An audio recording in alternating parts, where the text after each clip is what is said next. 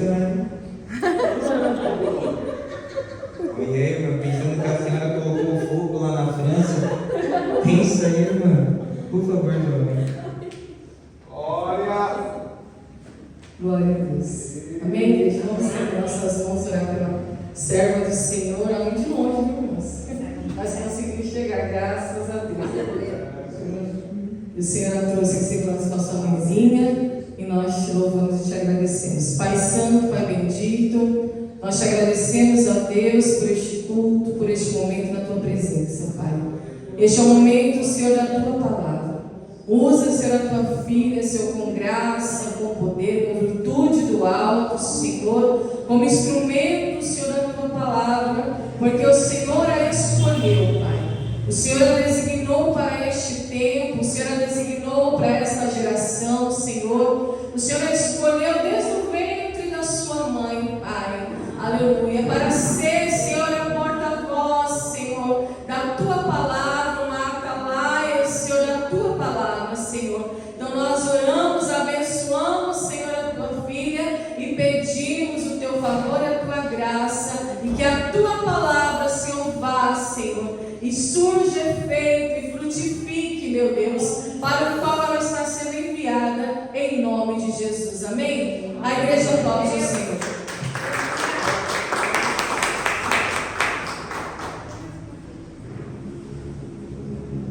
Santo povo de Deus, que eu paz, Senhor. Amém. Quero pedir para aqueles que trouxeram o seu exemplar bíblico, abrem Lucas, capítulo 7, verso 11 em diante. Enquanto os irmãos procuram, eu quero louvar ao Senhor por essa oportunidade, por mais uma vez poder estar em uma casa, adorando e agradecendo o nome dele. Quero louvar a Deus pela vida dos pastores, pastor Paulo, pastora Ana Paula, que Deus abençoe grandemente pelo convite. Deus concede essa casa, esse ministério, aos demais obreiros da minha retaguarda, que o Senhor esteja abençoando grandemente. Quero agradecer também a minha mãe, claro, que foi a minha companheira dessa noite, graças a Deus. Fui lá buscar ela, falei, por favor, não deixa eu ir só não. E ela se prontificou, veio, Deus abençoe. Agora sim, aquele que encontrou, diga amém. Amém. Lucas capítulo 7, verso 11 nos diz: E aconteceu que no dia seguinte, ele foi à cidade chamada Naim, e com ele iam muitos dos seus discípulos e uma grande multidão. Ora, quando ele chegou perto da porta da cidade, eis que ali um homem morto era carregado para fora, filho único de sua mãe, que era viúva, e uma grande multidão estava com ela. E vendo ao Senhor, se compadeceu dela e disse: Não chores.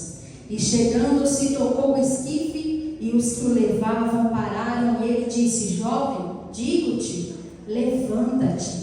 E o que estivera morto sentou-se e começou a falar, e ele entregou a sua mãe.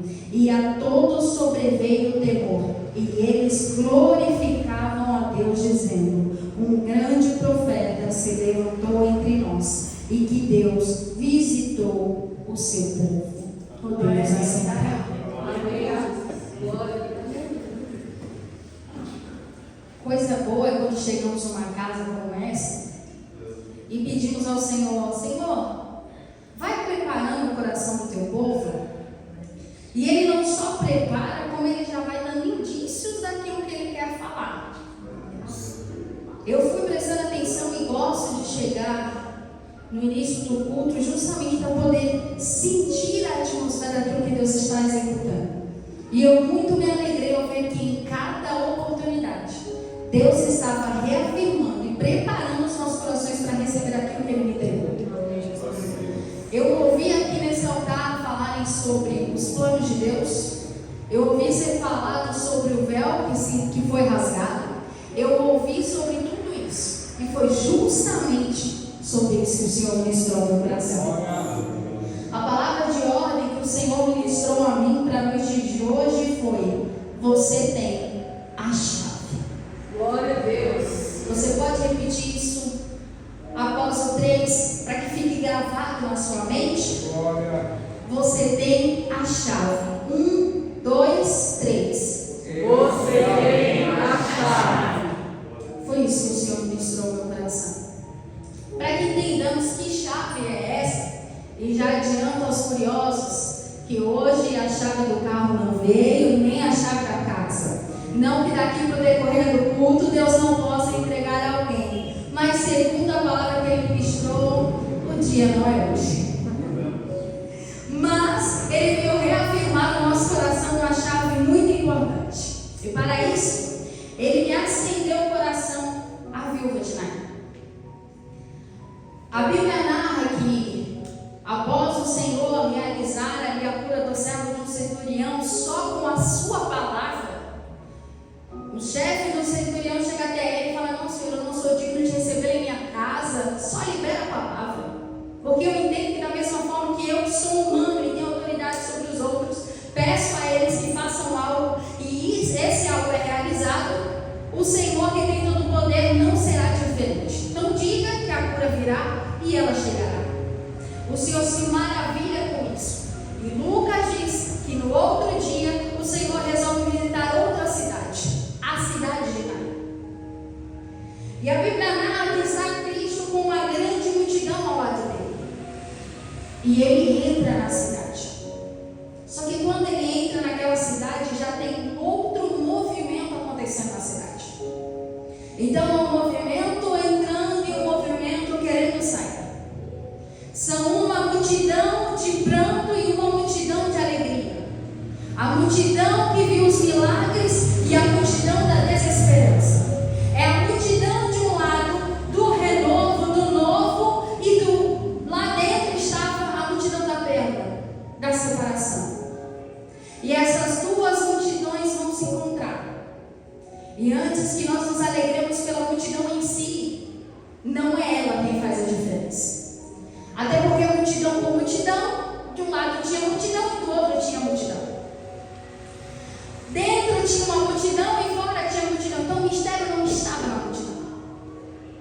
O mistério estava em quem conduzia a multidão.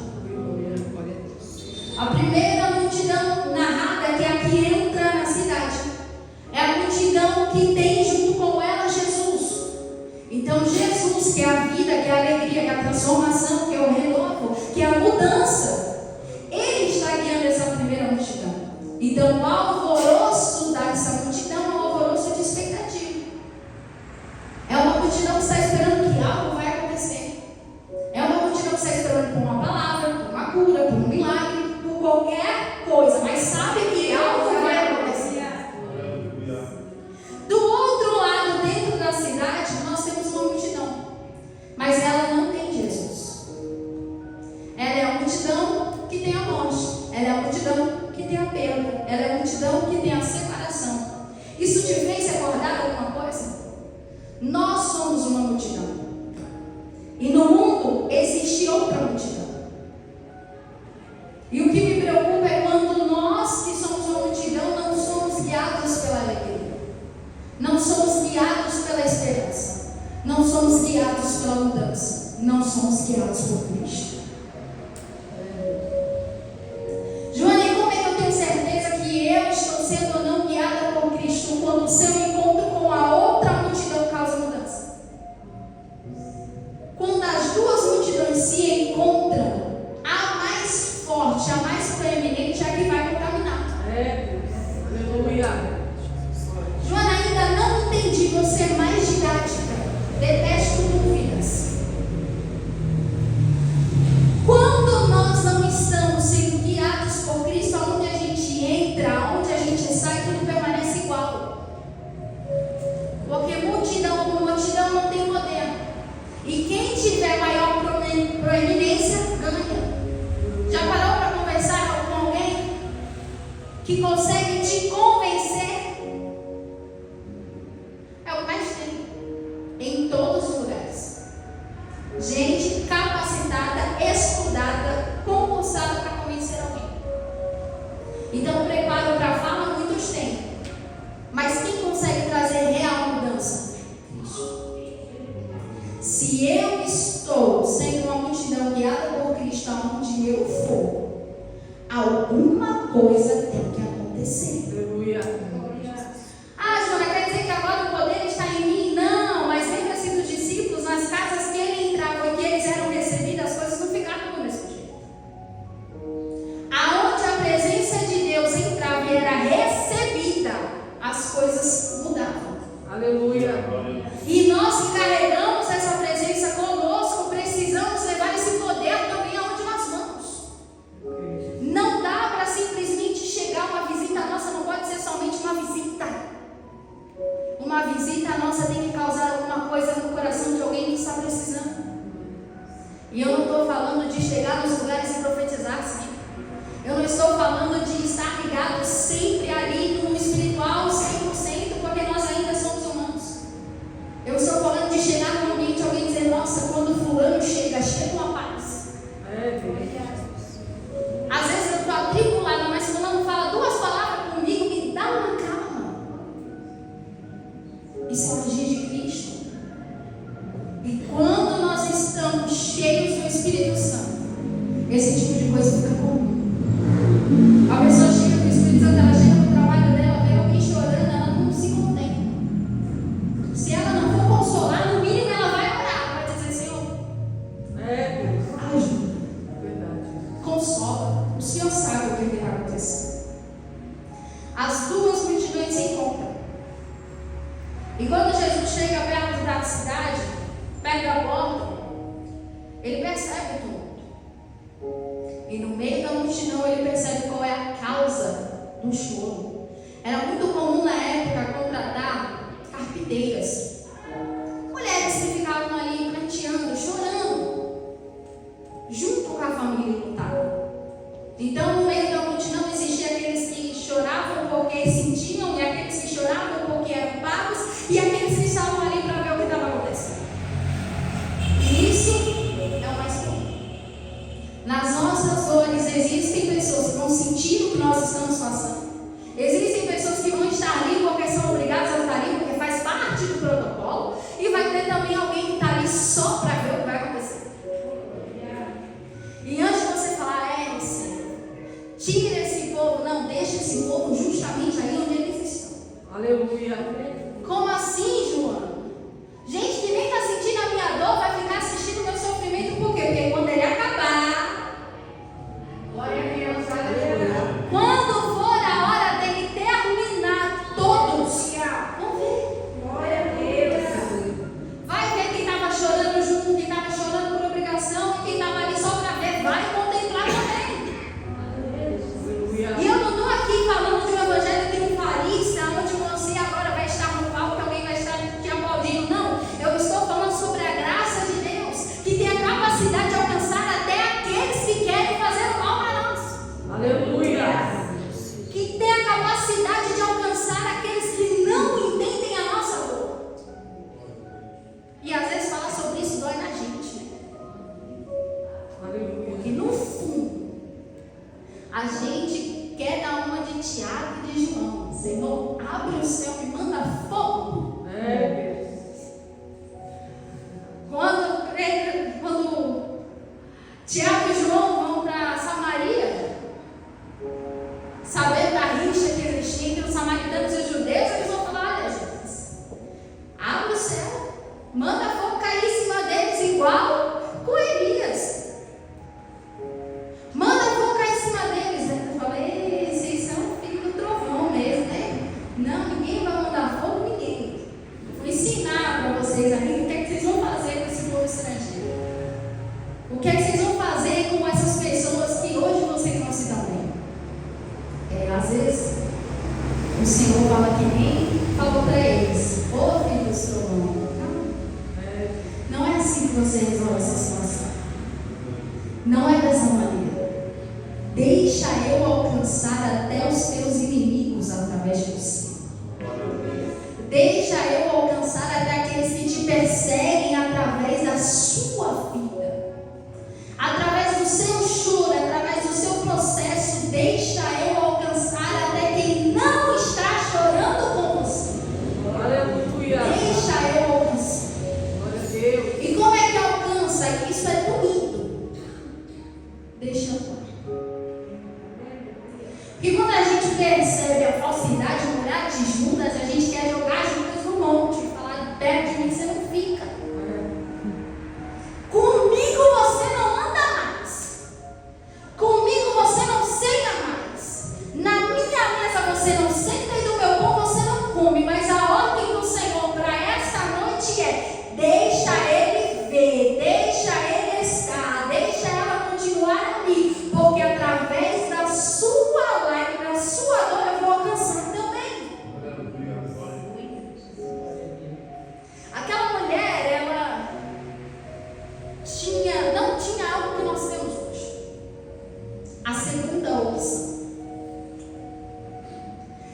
Ela não tinha outra opção. Ela não tinha um escape. Você não vê ninguém, quando Jesus entra e pisa o pé na cidade de Naim, você não vê ninguém gritando: mestre, ajude a mulher. Você não escuta a mulher dizendo: mestre, me ajuda. Talvez era a primeira vez que Jesus estava pisando ali. Então, sobre ela eu posso dizer: ela não tinha outra opção. Para ela não havia mais o que ser feito. Não havia. Ela estava percorrendo o caminho do sepulcro e era o único caminho qual ela podia percorrer. Não tinha outra opção. O caminho era de dor e era o único existente. A porta da cidade era a única porta que ela podia passar. E não era a primeira vez que ela ia passar por essa porta. Porque a Bíblia diz que ela era viúva. E se ela era viúva, quer dizer que um dia ela também enterrou o seu marido. Então é a segunda vez, no mínimo, que ela está passando por essa situação. É a segunda vez que ela está na mesma via de dor. E que ela está andando para o mesmo lugar, a caminho da mesma porta, sabendo que depois que o corpo passar de lá, ele não volta mais. Uma vez que as pessoas eram enterradas fora da cidade, não se entrava mais. Era a porta do fim. E para ela não tinha outra opção. Joane, por que você está frisando tanto isso? Porque eu falei no começo, assim que eu cheguei, que nós temos uma chave. Uma chave que essa mulher não tinha. Essa mulher não tinha a chave. Ela não tinha onde recorrer.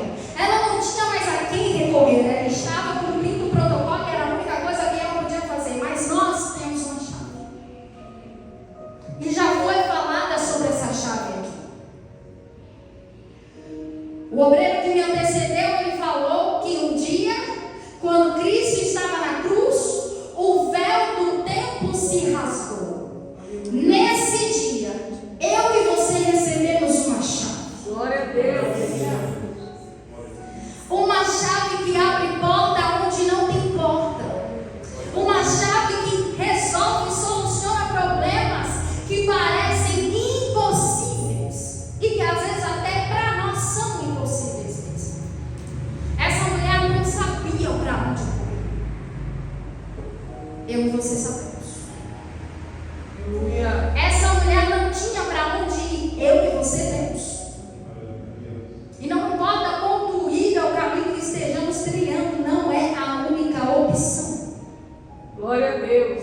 Eu posso entender a sua dor, mas eu não posso aceitar que a única opção que você tem é se vestir da capa da dor e ficar com ela para sempre. Verdade. Eu posso sim entender a sua dor, e eu sei que se eu sentar no final do culto para conversar com cada um aqui, cada um vai dar sua dor. E se você me disser: eu estou indo para a porta do fim por causa da minha dor, eu vou te dizer: você tem motivo. Mas também vou te dizer: não é a única opção. Glória a Deus. Pode até parecer, mas não é. Nós temos outra mulher relatada na Bíblia que perdeu um filho. E o filho dela era cumprimento de promessa. Só que quando o filho dela morre, ela bota ele no quarto do profeta, sabendo que há aonde ir. Ela não veste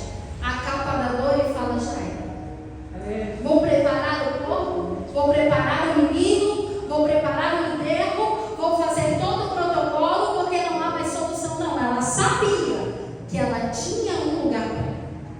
Ela sabia que ela ainda tinha uma opção além daquela.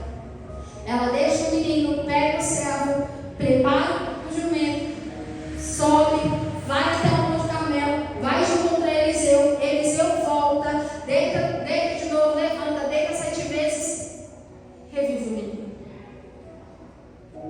São 2 mãos, 2 momentos de luto. E qual é a diferença? A diferença é que uma estava como nós, tendo a chave, tendo para onde ir. Eu entendo a viúva de Naim não fazer nada. Talvez ela não tinha outra opção. Agora eu não entendo por que nós, que recebemos a palavra vinda do próprio Jesus, dizendo que se batermos, irá se abrir, e que se buscarmos, encontraremos, que se pedirmos, nos será dado. A gente está dizendo que não tem o que fazer.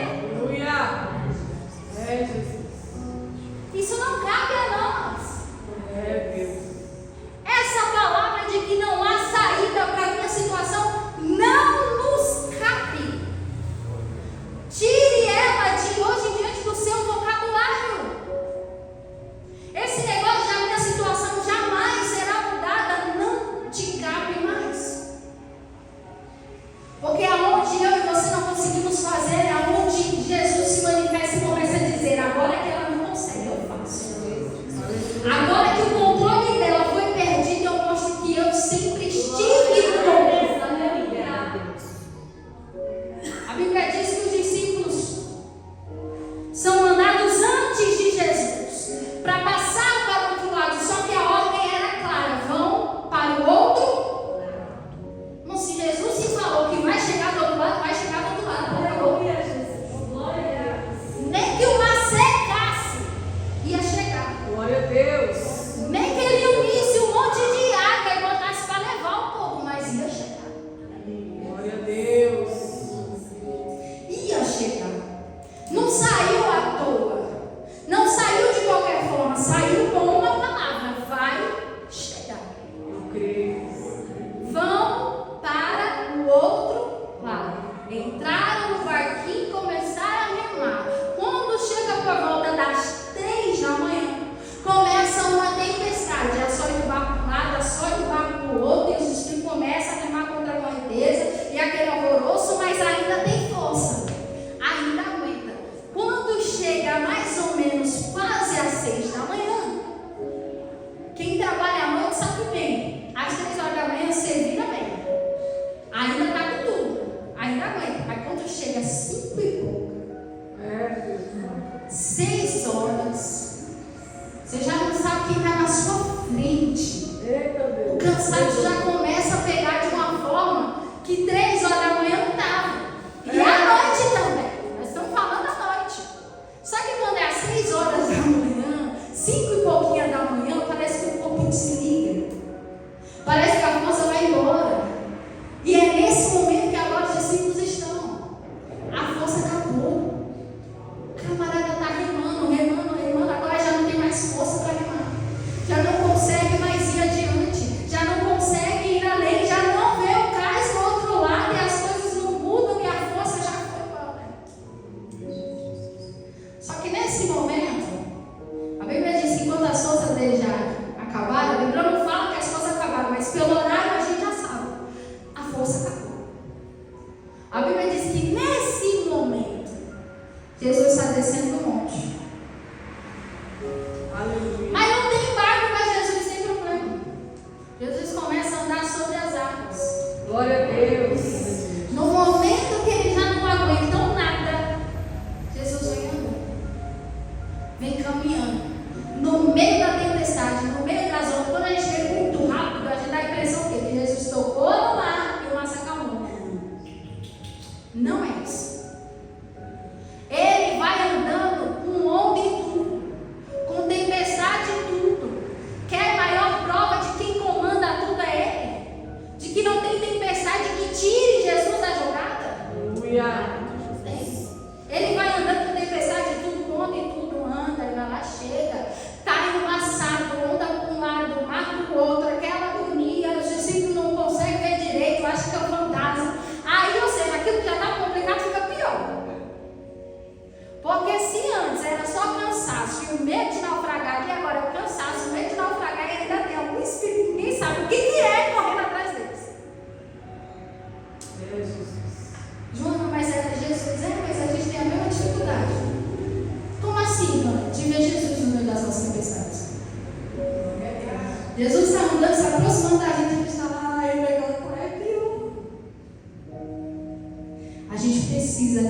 os olhos espirituais e começar a enxergar Jesus no meio das nossas tempestades. No meio das nossas dores, no meio do nosso luto, no meio da nossa dificuldade, no meio da multidão. Jesus se aproxima a uma determinada distância e aí ele dá a palavra de ordem: não temas, fiquem calmos, filhos, fiquem calmos. Aí alguém mais ousado? Pedro: mestre, é o Senhor, então manda eu ir contigo. Vem, Pedro, pode vir. Aí Pedro vai, sai do barquinho, começa a andar também. São experiências que a gente só adquire no meio da tempestade. Pedro não andou mais nenhuma outra vez pelas águas, irmão. Vou procurar, tem não. Não andou mais. E os outros perderam de andar por quem quiser. Porque também se tivesse a vontade de andar também. Mas não. Ele foi ousado e chegou. Jesus falou: você é o Senhor, que eu quero ir também. Eu quero viver isso também. Eu quero fazer isso também. E ele vai até Jesus, cambaleando um pouco. Jesus salva ele volta caminhando com Cristo no barco. E aí sim, Jesus vai lá e acalma tudo. Existe um processo para que as coisas se acalmem. E o nosso problema é pensar que o agir de Deus é só quando a situação acalma. A gente acha que Deus só está agindo quando a situação melhora, quando a porta abre, quando a situação muda, mas não, Deus está agindo no meio da tempestade, no meio da situação. A gente percebe com isso que Deus está agindo desde o momento em que Ele disse para os discípulos: vão. Ali a palavra já tinha sido liberada, ali eles já estavam respaldados. Então, desde aquele momento, Cristo já estava agindo. E na nossa vida não é diferente. Deus está agindo a todo tempo. É a gente que tampa os olhos e começa a pensar que está sozinho, só porque a tempestade chegou, só porque a situação saiu do script que a gente imaginou, só porque a viagem não foi como a gente queria, como a gente pensava que ela ia ser. Jesus está agindo na vida da viúva de Naim desde o momento que ele disse: eu vou para Naim. Aleluia. Quando ele decidiu: eu vou amanhã para a cidade de Naim, quando ele no outro dia foi para a cidade de Naim, ele já estava trabalhando na vida dela. Aleluia. Lembra que eu falei que ela não tramou nada? Ninguém vai até Jesus clamando por ela. Não é como com Lázaro, que Maria manda um mensageiro, que Marta manda alguém. Não, aqui não tem ninguém falando por ela. Mas ele vai.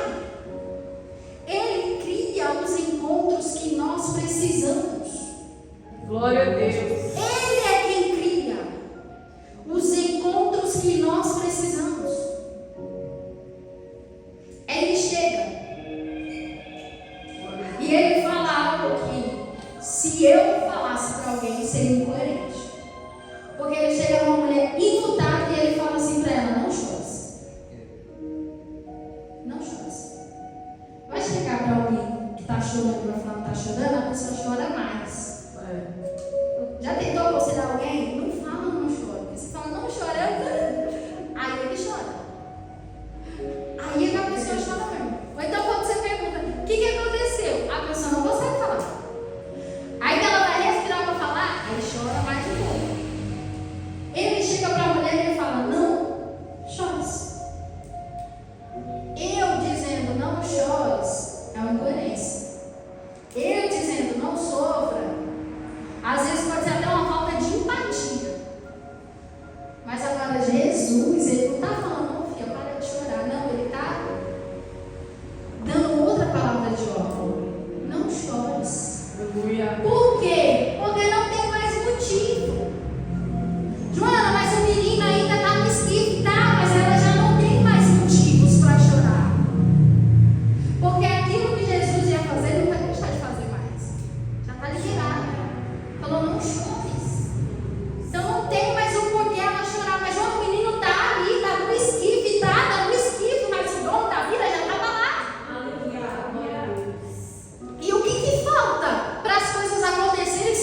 fosse não só mais liberar a palavra dele, é o toque dele. Ele já está ali. E quantas das vezes a gente entra em culto, sai de culto, Deus libera a palavra e a gente volta para o mesmo choro. Voltamos para o mesmo choro, para a mesma agonia, mesmo sabendo que a palavra já foi liberada. Foi falar de fé aqui. E fé é ação. Fé é ação. Quando é que Abraão se tornou o pai da fé? Quando ele ouviu a voz de Deus e saiu. Glória a Deus. Não foi por causa da fé que ele teve para ter Isaac. Até porque se ele tivesse tanta fé assim, na situação de Isaac, ele não tinha tido Ismael. Então daí já dá para ver que não foi por causa disso. Não foi por causa da vez que faltou comida e ele desceu para o Egito. Até porque quando ele desceu, ele falou assim, só mandei ele descer. Só. Então não foi por causa disso também. Por que Abraão foi visto como pai da fé? Porque no dia que Deus se apresentou a ele, disse sai, ele foi lá, pegou as marinhas e saiu. Ele agiu segundo uma palavra de um Deus que ele não conhecia, de um Deus que ele não tinha um histórico, porque naquela época ele não tinha isso aqui que nós temos. Hoje nós temos o que nos espaldar. Ele não tinha. Ele, no meio de uma terra idólatra, cheia de um monte de deuses, um monte de coisa, ele foi assim, fala com ele. E ele resolve crer que aquele era diferente de todos os outros que haviam sido apresentados. Aleluia. E ele resolve largar toda a sua comunidade e virar nômade. Ficar peregrinando para uma terra que ele não sabia nem aonde que era. E nem como é que ele ia chegar. Mas ele vai. Isso é fé. Não é à toa que ele está na galeria dos heróis da fé. Ele teve fé. Aleluia. E hoje nós que temos a história dele para nos respaldar, não temos. Verdade. Às vezes Deus não pede nem para largar tudo e ir embora. Às vezes ele só pede uns tempinhos a mais. Uma hora do nosso tempo. Uma live. Um vídeo. Um devocional. Um período de oração. Um grupo de oração. Às vezes ele pede. Aí a gente começa, mas será que o Senhor vai agir? Mas será que é de Deus? Vamos lá, para tirar a dúvida de alguém que está com essa dúvida aqui, para você nunca mais ter ela. Satanás nunca vai mandar você orar por ninguém. É verdade. Bom? Aleluia. Verdade. Joana, eu senti de fazer um grupo de oração, não sei o que. Não é por ninguém. Fique em paz. Ah, Joana, se for de mim mesmo, a sua carne também não quer fazer nada de bom para ninguém.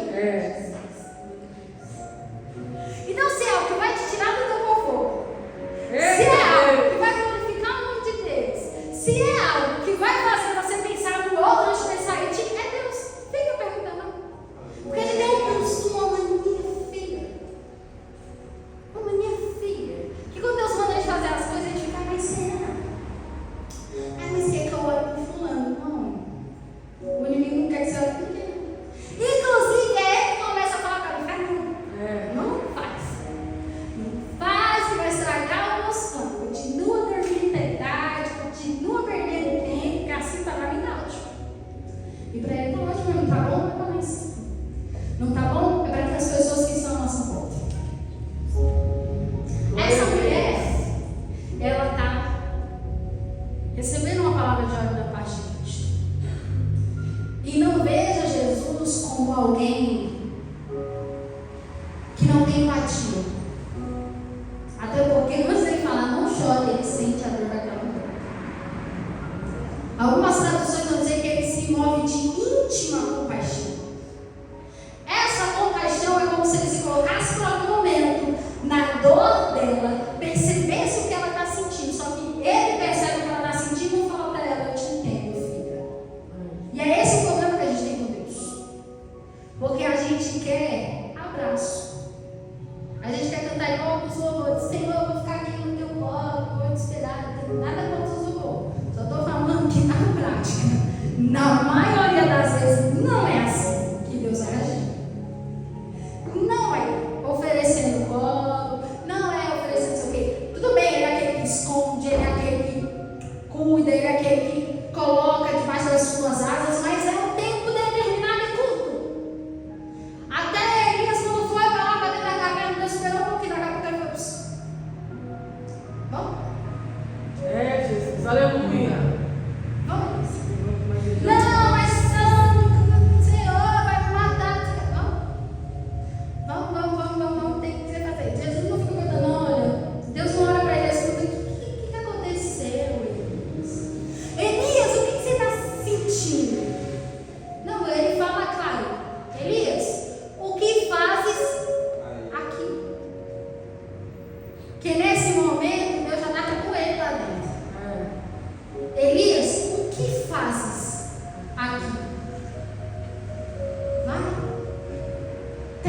para você instruir, tem outro para você ensinar. O ministério vai acabar em você. Daqui a pouco você vai embora, mas a obra vai continuar, igreja. Continua, anda, caminha.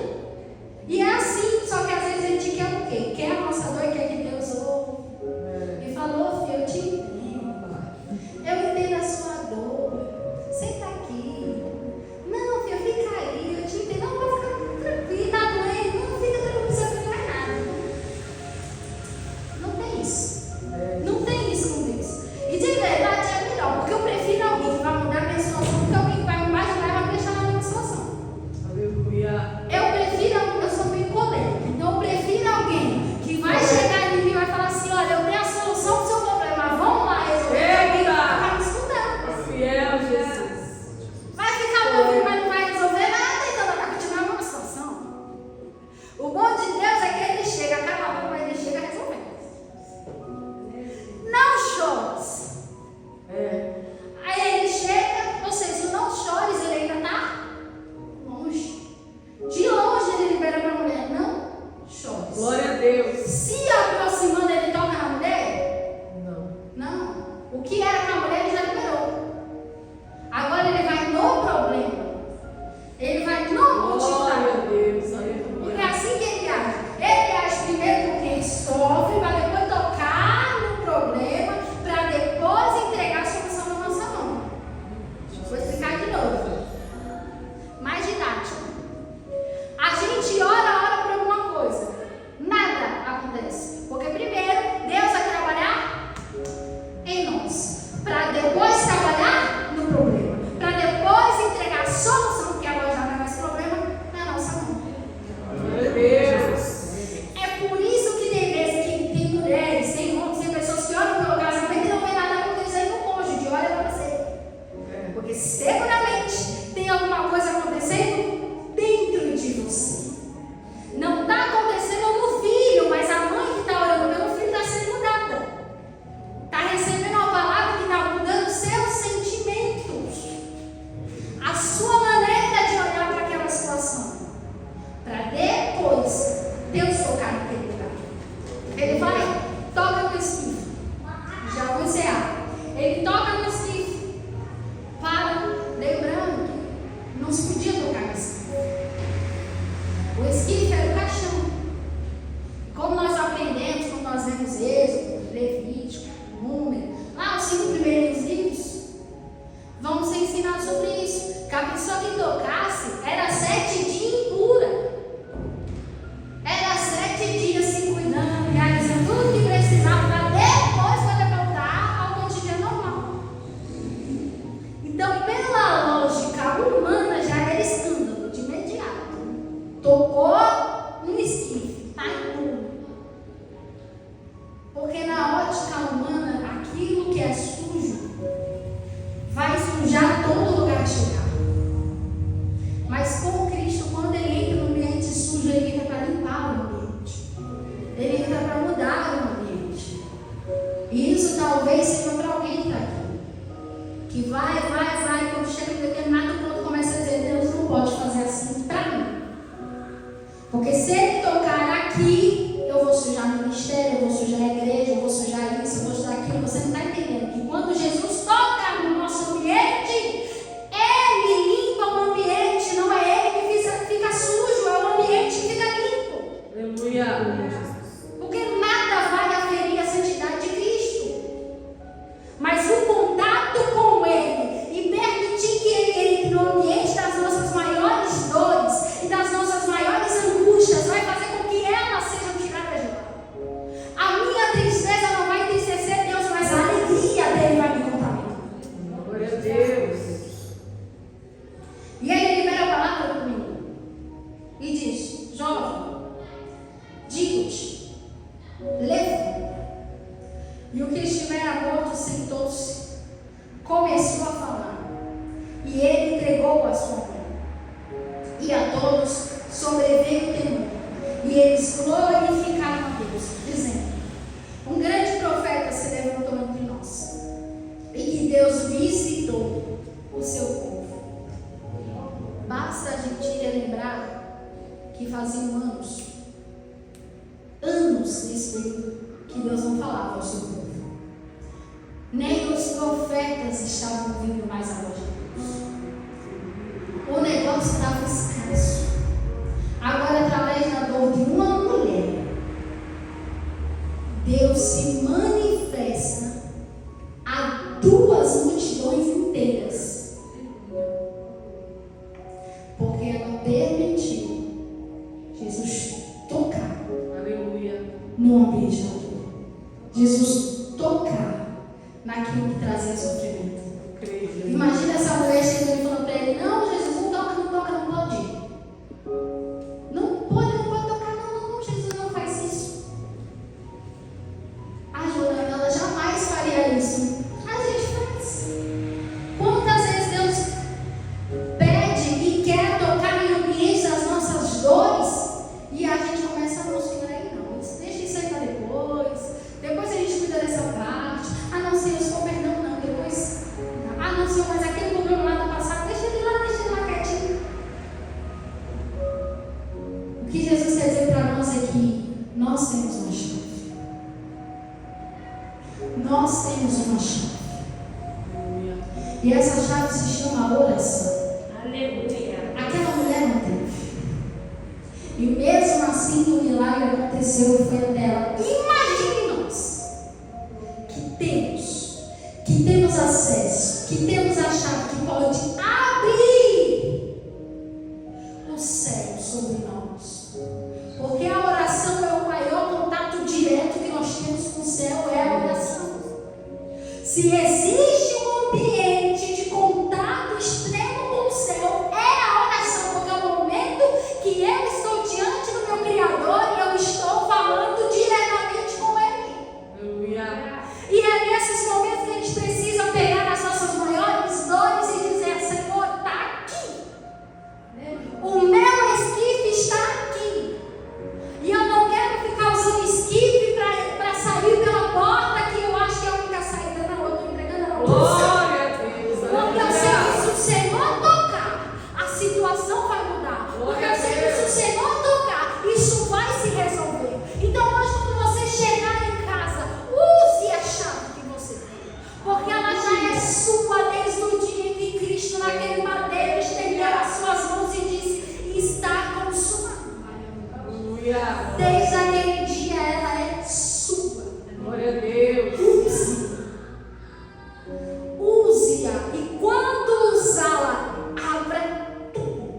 Glória a Deus. Deixe Ele tocar em tudo. Não importa quão sujo pareça esse problema, ao seu ver. Se Ele tocar, não é Ele quem se ensuja, mas é o problema que fica limpo, é a vida que se transforma. Glória a Deus. Juliana, mas você está falando com um monte de crente, sim, porque muitas das vezes somos crentes há muito tempo, mas tem áreas específicas aonde Deus deseja trabalhar. E hoje Ele está nos relembrando que nós temos uma chave. Aleluia. E que se a usarmos, Ele vai cuidar de tudo. Que Deus em Cristo nos abençoe.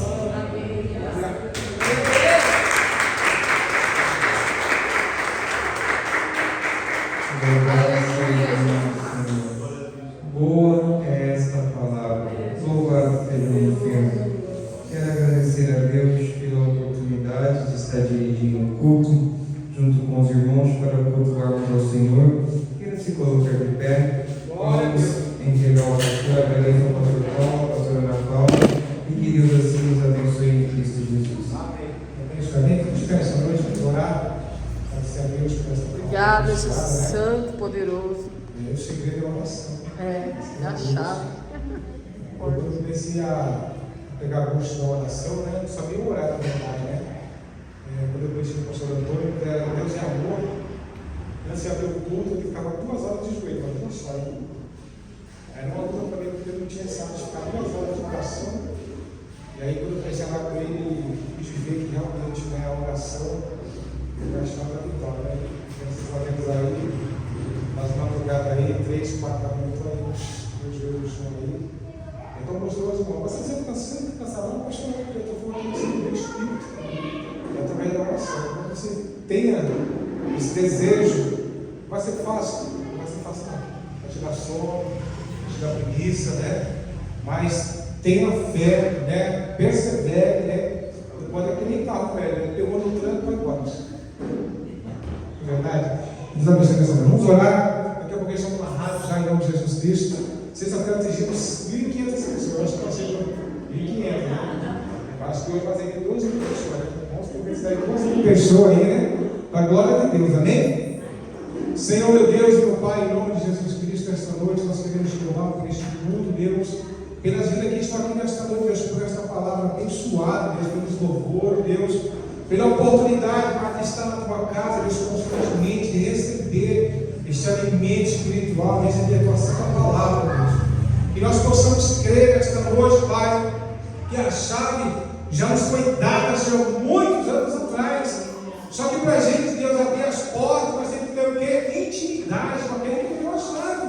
Então, que nesta noite Deus produza, Deus, tempo de qualidade, de oração, Deus, produza, Pai, tempo, Deus, para que a gente possa estar mais com o Senhor, Deus, para conhecer mais do Senhor, para viver mais na dependência do Senhor, Pai, para estar mais com o Senhor, Deus, para que os milagres, Deus, venham, Deus, acontecer nas nossas vidas, Deus, pois guiando, Deus, buscamos, estamos, Deus, junto de um Deus grande, de um Deus poderoso, Deus, de um Deus fiel. E nesta noite, Pai, nós queremos te louvar, Deus, por tudo, Deus, para que o Senhor tem feito aqui hoje. A tua palavra foi verdadeira, Deus, foi fiel. Então, que nesta noite, Pai, saímos daqui, Deus, creia, Deus, em nome de Jesus Cristo, Pai, que a oração é a chave da vitória, Deus. A oração, ela quebra a muralha, a oração, ela quebra o cadeado, ela quebra tudo, Deus, pois é na oração, Deus, que nós somos mais que merecedor. Pai, nos leva, Deus, a mesma Deus que nos trouxe debaixo da tua presença, Pai. Eu já quero apresentar o programa de hoje, Pai. Eu tenho certeza que vai ser uma bênção de Deus, Pai. Ali nós vamos estar falando mais da tua palavra, anunciando a tua vida, Deus. Abençoa aqueles que vão estar conosco hoje. Abençoa, Pai, a pregação lá também, Deus, Pai. Que nessa noite, Pai, nos dá uma noite de descanso, Deus, e um sábado mais abençoado. Porque no domingo, Pai, estaremos aqui mais uma vez, cultuando ao Senhor em espírito e verdade. Pai, abençoa a tua igreja, Pai, porque eu creio que nesta noite, aquele que adentrou por essas portas, Deus, com o seu coração quebrantado, com o seu coração aberto, Deus, eu tenho certeza, Deus, que a bênção, Deus, já está nas mãos dele, Deus, pois a tua palavra diz que o Senhor não despeça ninguém que nos vazia. Então, que nesta noite, meu irmão, minha irmã, sai daqui crendo, acreditando que a bênção já é tua, no nome do Pai, do Filho e do Espírito Santo de Deus. Amém, igreja? Você não pega nesta noite? Que a graça do nosso Senhor Jesus Cristo, o grande amor de Deus, a comunhão do Espírito Santo de Deus, não somente hoje, mas por toda a eternidade, e que você diga